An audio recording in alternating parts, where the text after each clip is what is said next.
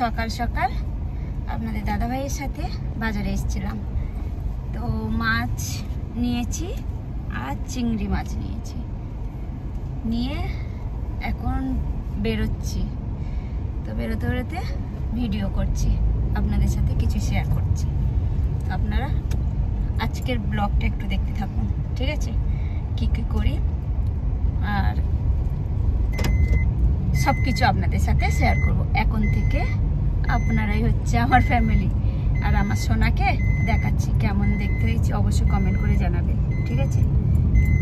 High করে দাও। এই হচ্ছে আমার সোনা।